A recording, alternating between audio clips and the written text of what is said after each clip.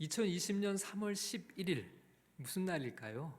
2020년 3월 11일 세계보건기구 WHO가 중국 우한에서 시작된 신종 코로나 바이러스 감염증 19에 대해서 팬데믹을 선언했던 날이었습니다.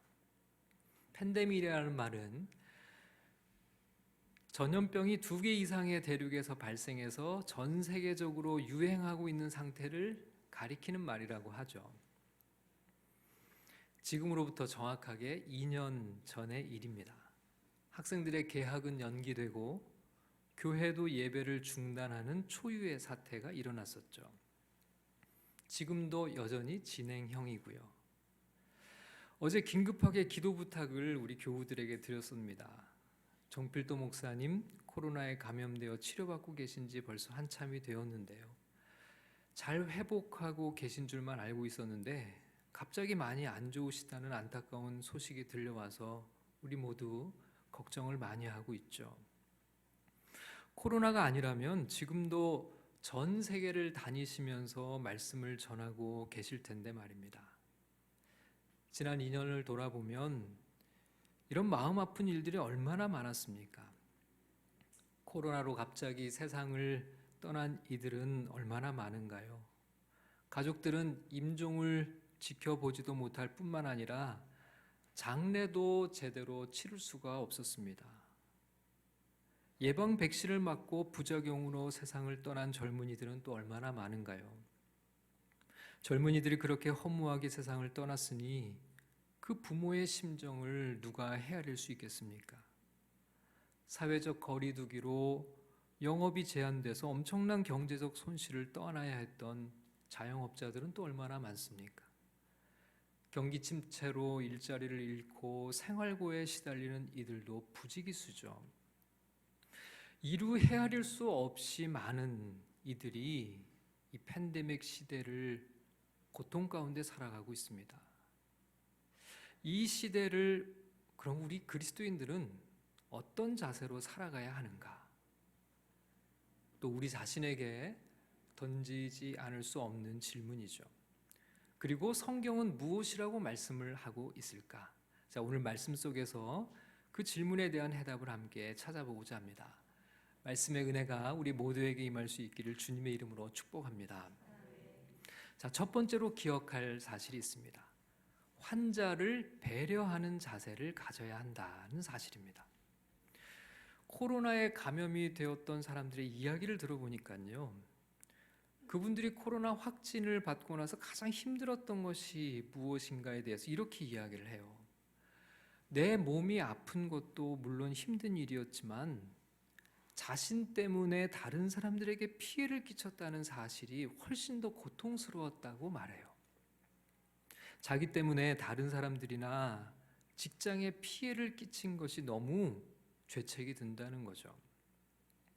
실제로 주변 사람들의 따가운 시선도 부인할 수 없는 사실이죠.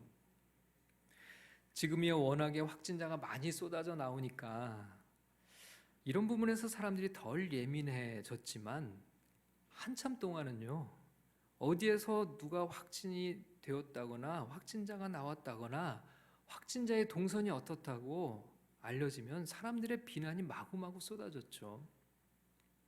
어디에서 확진자가 몇 명이 나왔다는 방송이나 재난 문자를 보기만 해도 사람들은 수근수근 거렸습니다.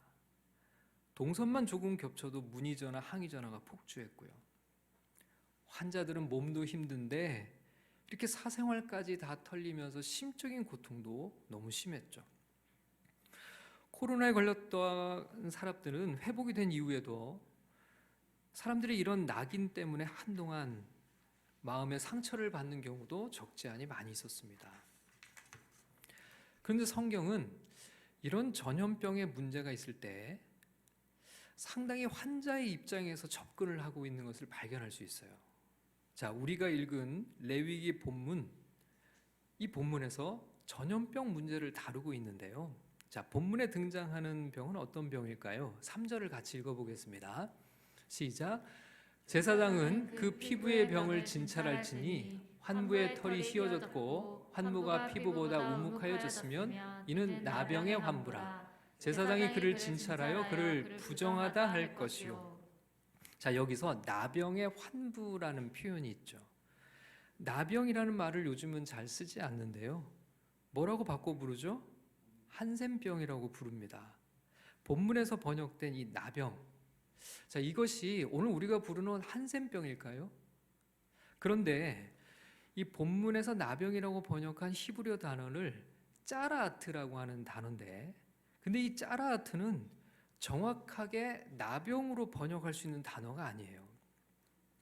나병도 짜라아트에 포함이 될 수는 있지만 이 단어는 훨씬 더 광범위한 질병을 가리킬 때 사용이 되는 단어였습니다. 다양한 질병들이 이 성경에 짜라아트라는 이 단어로 표현이 돼요. 여기에 기록되어 있는 여러 증상들을 종합해 볼 때 이 본문에서 짜라아트는 나병이라고 번역하기보다는 전염성이 있는 악성 피부병이라고 번역하는 것이 훨씬 더 문맥에서 자연스럽습니다. 그래서 메시지 성경은 전염성 있는 악성 피부병이라고 번역을 했어요. 그런데 하나님께서 이 병을 진단하게 하실 때 얼마나 신중하게 접근하게 하시는지 몰라요. 하나님께서 그렇게 명령을 하고 계신데요. 전염성 있는 악성 피부병이면 오늘날처럼 과학과 의학이 발달한 세상에서도 누가 조금 이런 의심 증상이 있다 하면 어떨까요? 사람들은 금방 겁을 내고 가까이 하려고 하지 않겠죠. 그런데 하나님께서는 그런 의심 증상이 있더라도 확진이라고 확실하게 판단될 때까지는 그 판단을 유보하고 시간을 두고 면밀하게 관찰을 하게 하십니다. 자, 4절의 말씀을 같이 읽어보겠습니다. 시작. 피부의 색점이 희나 우묵하지 아니하고 그 털이 희지 아니하면 제사장은 그 환자를 이레 동안 가두어 둘 것이요. 자, 의심 증상이 뭔가 좀 명확하지 않은 구석이 있어요. 조금이라도 확진을 내리기에는 조금 다른 병변이 나타나 보이면 이 전염성 있는 악성 피부병 의심 환자를 짜라아트로 확정하지 말고, 자, 얼마간 기간을 더 두라고요? 2일 동안, 일주일을 가두어 두라, 이렇게 말씀하고 있습니다. 자, 요즘 말로 이걸 다르게 표현하면 뭐라고 얘기를 합니까? 자가격리죠, 자가격리. 여러분, 벌써 이 시대에 자가격리가 기록되어 있어요. 일주일간, 우리 아주 익숙한 일주일 자가격리가 여기에 표현이 되어 있습니다. 그러고 보면 이 자가격리의 역사가 참 길죠. 레위기가 기록된 당시가 벌써 3,500년 전이니까요. 그런데 이 자가격리가요, 자, 이 구절에서는 공동체를 보호하고자 하는 목적도 분명히 있어요. 그런데 사실은 환자를 배려하기 위한 장치라는 것을 우리가 또 발견할 수 있습니다. 전염성이 있으니까 공동체에서 분리하기는 해야 하지만, 그래서 격리를 하는데 의심 환자의 확진을 더 신중하게 하기 위한 조치라는 것을 우리가 알 수 있죠. 이 당시에는 의심 환자가 확진을 받게 되면 어떤 일이 벌어지냐면 공동체를 떠나야 됐습니다. 진영 바깥에 나가서 살아야 했어요. 확진을 받은 사람에게는 정말 힘든 상황이 벌어지는 거죠. 전염성을 가지고 있기 때문에 그것은 어쩔 수 없는 조치이기도 했어요. 공동체를 보호하기 위해서는 불가피한 상황이죠. 그렇기 때문에 더 신중하게 확진을 내리도록 엄격한 기준을 하나님이 제시하고 있다는 겁니다. 피부를 잘 관찰하고 진찰해서 정확하게 진단하고자 애를 쓰게 한 거죠. 여러분, 하나님은 환자를 존중하고 배려하라는 말씀을 하고 있는 겁니다. 최대한 환자의 입장에서 접근하도록 하는 거죠. 여러분, 집단적 사고를 가지게 되면 이런 신중한 접근 자체가 너무 위험해 보일 수 있어요. 전체를 보호하기 위해서 조금만 의심 증상이 하나만 있어도 빨리 공동체 밖으로 내보내고 그렇게 공동체를 지키자고 주장할 수 있는 사람도 많이 있겠죠. 그런데 하나님은 그런 접근을 허락하지 않으세요. 최대한 신중하게 판단을 하라는 겁니다. 7일 동안 격리해서 다시 진찰을 하도록 그렇게도 하는데요. 아직 의심할 만한 그런 부분이 있으면 이 격리 기간을 연장해요. 자, 5절 말씀을 읽겠습니다. 시작.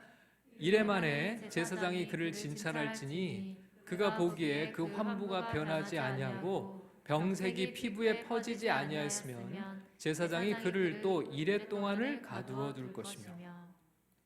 여러분, 얼마나 신중에 신중을 기하도록 하는지를 보여주는 장면이죠. 조금이라도 불확실한 부분이 있으면 확진 판정을 보류하라는 겁니다. 그리고 다시 일주일 이 격리 기간을 연장해서라도 더 확실해질 때까지를 지켜보자는 거죠. 여러분, 하나님은요, 전체를 위해서 소수가 일방적으로 희생당하기를 원치 않으세요. 그게 안전하다고 볼 수 있는 면도 분명히 있어요. 그러나 하나님은 그 길이 더 안전하다고 하더라도 소수의 사람들이 일방적으로 희생당하는 것을 허락하지 않는다는 거예요. 여러분, 공동체를 보호하는 것도 필요합니다. 그러나 한 사람 한 사람도 다 중요하다는 겁니다. 그래서 조금만 의심이 있어도 우리는 조금만 의심이 있어도 내보내려고 할 거예요. 그런데 하나님은 조금만 의심이 있어도 남겨놓으라는 거예요. 확실해질 때까지는 공동체 안에서 보호하라는 겁니다. 시간을 두고 지켜보라는 거예요. 환자의 입장에서 생각을 하라는 거죠. 여러분, 이 진단을 기다리는 환자의 마음은 어떨까요? 자칫 잘못하면 이것이 확증이 되면 공동체 밖을 진영 밖으로 쫓겨나야 되는 그런 상황이에요.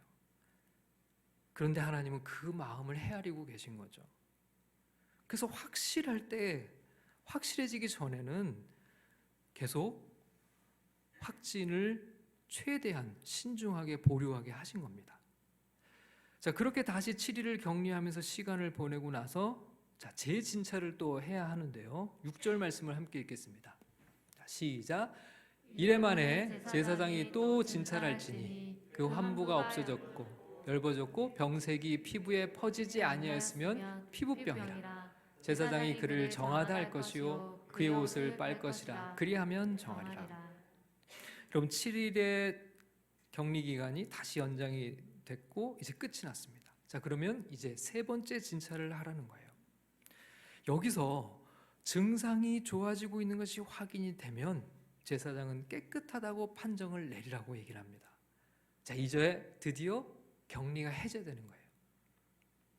확실할 때까지는 판단을 유보하고 신중에 신중을 기하는 자세를 가지도록 한 거죠. 여러분, 이 환자는요, 몇 번의 격리 연장 끝에 그 의심 증상이 짜라트가 아니라는 판정을 받은 겁니다. 근데 처음에 보자마자 그 의심 증상이 하나 있는 것을 가지고 짜라트로 판정이 됐다면 이 사람의 인생은 어떻게 되는 거예요?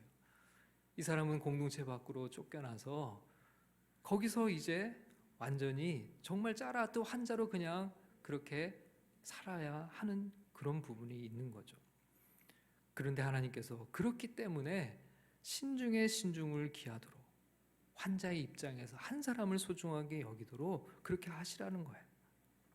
근데 여러분, 이 과정을 한번 보면요, 얼마나 번거로워요. 공동체가 볼 땐 되게 번거롭잖아요. 공동체는 위험을 감수해야 되잖아요. 그리고 많은 또 어찌 보면 사회적 비용이 들어가잖아요. 그럼에도 불구하고 하나님께서는 번거롭고 위험이 따르고 사회적 비용이 들어간다고 하더라도 이 한 사람을 위해서 충분히 그렇게 공동체는 해야 할 책임이 있고 가치가 있다는 것을 말씀해 주고 있는 거죠.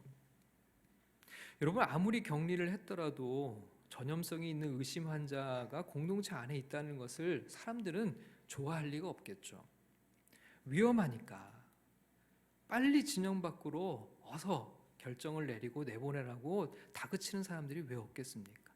그러나 하나님께서는 아주 명확하게 7일간의 격리 기간, 그리고 불명확하면 연장을 통해서라도 확실하게 하도록 하셨어요. 공동체의 한 명 한 명을 그렇게 소중하게 여기셨다는 거예요. 여러분, 한편으로는 공동체에 대한 주의도 계속 기울여야죠. 병이 공동체에 퍼지는 것은 대단한 위험한 일이 맞습니다. 그래서 환자도 배려하고 공동체도 잘 지키고자 최선을 다하도록 그렇게 하셨어요. 자, 마찬가지로 이 환자의 입장에서도 이 전염병으로부터 공동체를 보호하고 지켜야 할 분명한 의무가 있었습니다. 전염성이 있음에도 불구하고 그 사실을 숨기거나 은폐하면 안 되는 거죠. 7절 말씀을 같이 읽어보겠습니다. 7절입니다. 시작. 그러나 그가 정결한지를 제사장에게 보인 후에 병이 피부에 퍼지면 제사장에게 다시 보일 것이요. 자, 격리가 해제됐어요. 그리고 이제 일상으로 복귀를 했습니다.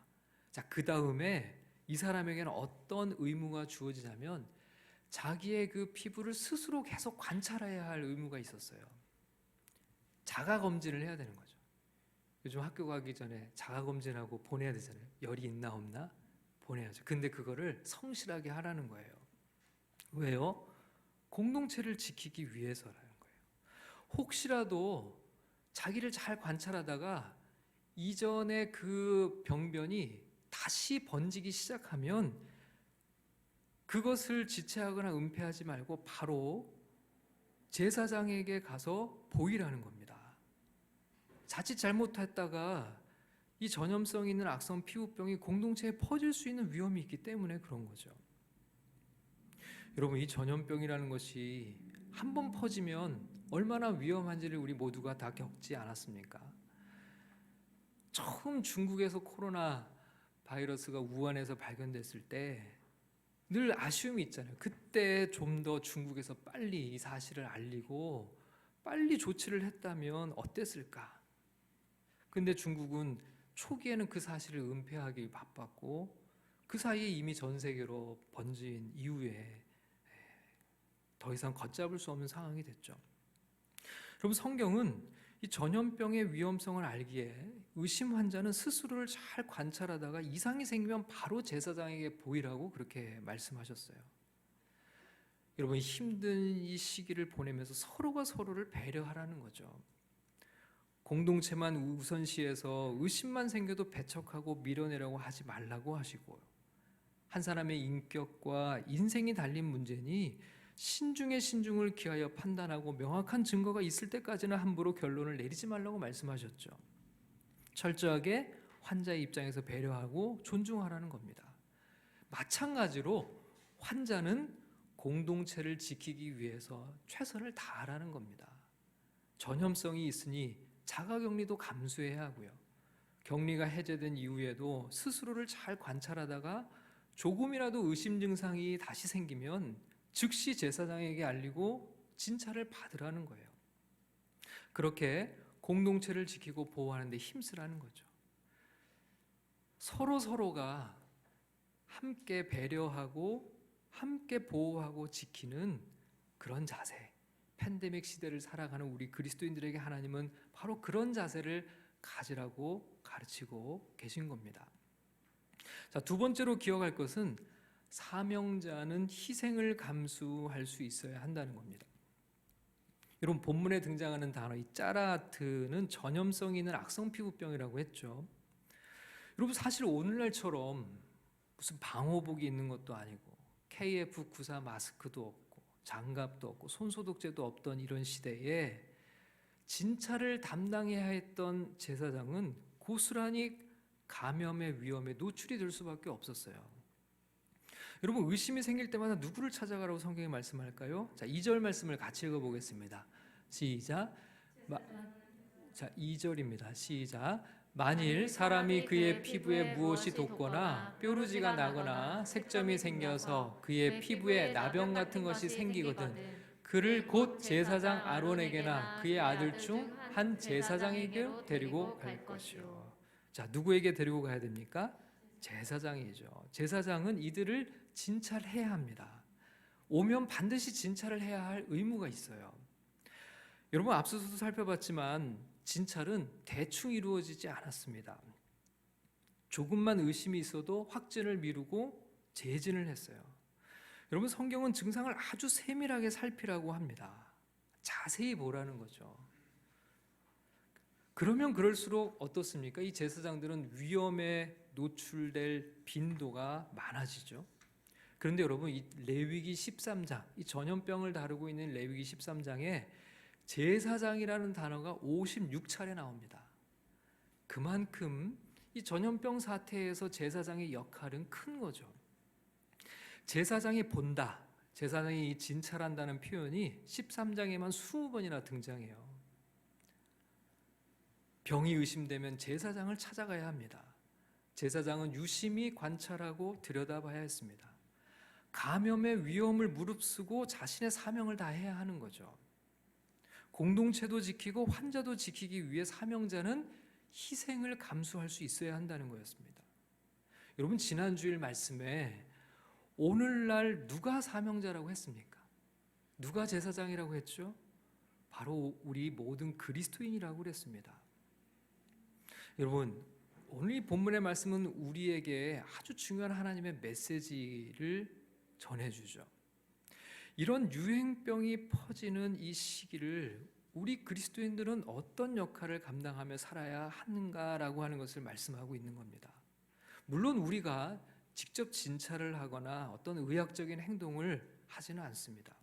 그러나 분명한 것은 이런 어려움을 모두가 극복할 수 있도록 제사장적인 사명을 가진 우리 그리스도인들의 더 적극적인 역할이 필요하다는 것을 성경이 말씀하고 있는 거죠. 사명자들의 공동체인 교회는 하나님의 그런 사명을 가지고 때로는 희생을 감수하고서라도 공동체와 그리고 또 아픈 이들을 보살피는 일에 힘을 써야 한다는 겁니다. 세상을 돌보고 치유하고 섬기는 일을 위해 기꺼이 희생할 줄 아는 제사장적 사명이 바로 우리 그리스도인들과 교회에 맡겨져 있다는 거죠. 손봉호 서울대 명예교수가 쓴 어느 글이 있는데요. 제가 조금 읽어보겠습니다. 글의 제목이 절제해야 품격이 높아진다 인데요. 전염병 같은 위기에는 많은 것의 실상이 폭로된다. 교회도 순수하면 이럴 때는 그 고귀한 성격이 가장 잘 드러난다. 주 1세기 유대 지역에 흉년이 들었을 때는 이방인 성도들이 자신들의 가난에도 불구하고 연보를 모아 굶는 자들을 구제했다. 주 2세기 로마 인구의 약 4분의 1에서 3분의 1의 생명을 앗아간 전염병이 유행했을 때는 당시 소수였던 그리스도인들이 생명의 위협을 무릅쓰고 길거리에 버려진 환자들을 돌보았다. 그 결과 그리스도인들 사망률이 3분의 2로 줄었고 많은 사람들이 그들의 희생에 감동해 기독교로 개종했다. 1527년 독일 비텐베르크의 흑사병이 유행했을 때는 루터와 동역자들은 피난하지 않고 환자들을 돌보았으며 루터는 자신의 집 일부를 치료소로 제공했다. 사람들의 존경과 신뢰를 얻어 그리스도인의 품격이 높아진 것은 말할 것도 없다. 이런 이야기였어요. 여러분, 정말 전염병 같은 위기에 많은 것의 실상이 폭로가 되죠. 자신들의 생명 그리고 또 자기들의 입장에서만 모든 것들을 생각하고 판단하려고 사람들은 자신의 본성을 드러냅니다. 그러나 주님은 우리에게 분명히 말씀하시죠. 하나님의 사람들, 사명을 맡은 하나님의 백성들이 이 시기를 어떻게 지내야 하는가? 제사장적인 사명을 가진 우리가 희생을 감수하고서라도 이 세상을 지키고 돌보고 회복시키는 일에 우리는 그렇게 중요한 역할이 주어져 있다는 거예요. 역사 속에 나타난 그리스도인들의 모습 속에서 제사장적 사명을 감당하고자 희생을 마다하지 않는 삶이 무엇인지를 우리는 발견할 수 있는 거죠. 여러분, 이것이 바로 이 팬데믹 시대를 살아가는 우리 그리스도인들이 가져야 할 자세라는 겁니다. 자, 마지막으로 세 번째입니다. 죽음의 전염병에서 우리를 구원하신 분 예수 그리스도를 믿는 믿음을 가지고 살아가야 한다고 성경은 우리에게 말씀합니다. 여러분, 우리가 지난 2년 동안 팬데믹 시대를 거치며 참 힘든 시간들을 보내고 있죠. 그러면 인류가 겪고 있는 이 모든 고통의 시작이 바로 코로나 때문인가요? 코로나 상황이 종료되고 나면 인류는 이제 행복해지는 건가요? 그렇지 않죠. 우리는 코로나 이전에도 수많은 고통 속에 살고 있었어요.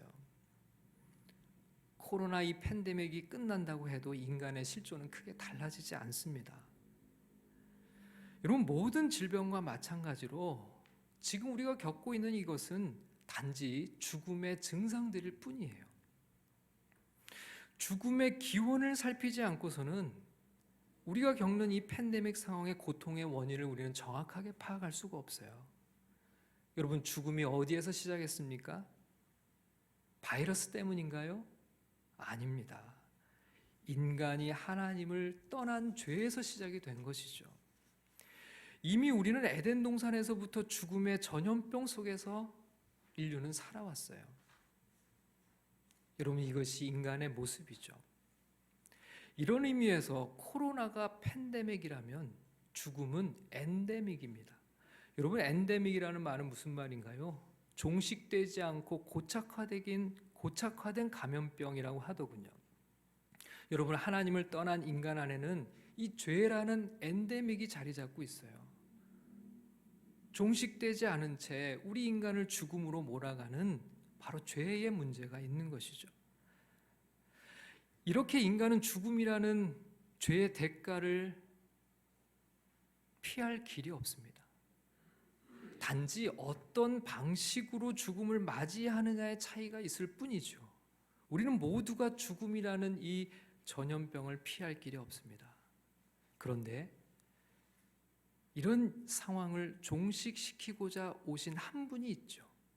그분이 누구신가요? 하나님의 아들 예수 그리스도시죠. 죄 없으신 하나님의 아들이 이 죄와 죽음의 유행병에서 우리를 건지시기 위해 이 세상에 오셨다는 겁니다. 예수님 당시에 유대교 지도자들은 예수님을 따르는 자들이 마치 전염병처럼 번지고 있어서 예수를 영원히 격리해야 한다고 주장을 했어요.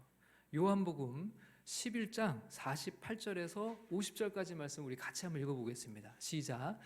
만일 그를 이대로 두면 모든 사람이 그를 믿을 것이요 그리고 로마인들이 와서 우리 땅과 민족을 빼앗아가리라 하니 그 중에 한 사람 그 해의 대제사장인 가야바가 그들에게 말하되 너희가 아무것도 알지 못하는도다. 한 사람이 백성을 위하여 죽어서 온 민족이 망하지 않게 되는 것이 너희에게 유익한 줄을 생각하지 아니하도다 하였도다. 여러분, 지금 대제사장이 뭐라고 얘기를 합니까? 예수라고 하는 사람을 믿는 믿음이 유행처럼 번지고 있다. 유행병이 번지고 있다. 그러니 이 집단을 위해서, 우리 민족이라는 집단을 위해서 이 유행병의 싹을 잘라내자고 주장을 해요. 예수 믿는 믿음이 전염병처럼 번지고 있으니 예수를 영원히 격리시키자고 주장합니다.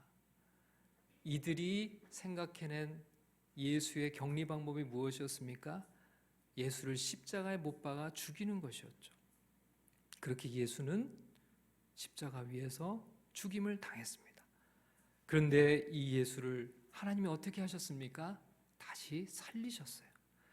죽음의 권세를 이기게 하셨고 다시 살아나게 하셔서 죽음의 저주를 끊게 하셨죠. 그래서 이제는 누구든지 주 예수를 믿으면 사망에서 생명으로 옮겨진다고 하셨어요. 더 이상 죽음의 전염병에 감염될 두려움을 갖지 않아도 된다는 겁니다.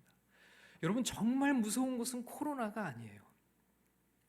우리를 진정으로 위험에 빠뜨리는 것은 바이러스가 아니라 죄입니다. 이 죄와 죽음의 저주에서 벗어나지 않는다면 이 엔데믹은 끝이 나지 않는 거죠. 그러나 주님은 이 죄와 죽음의 저주에서 벗어날 수 있는 길을 우리에게 열어주셨어요. 그 길이 바로 우리 주 예수 그리스도를 믿는 믿음입니다. 팬데믹 시대를 살아가는 우리 그리스도인들이 세상에 주어야 할 가장 귀한 역할, 그게 뭘까요? 바로 이 생명의 주 예수 그리스도를 세상에 전하는 것이죠. 죽음의 전염병에서 우리를 구원하신 우리 주 예수 그리스도의 사랑과 은혜를 이 세상에 전하며 살아가는 그런 제사장적 사명을 감당하며 살아가는 하나님의 백성들이 다 될 수 있기를 주님의 이름으로 축원합니다.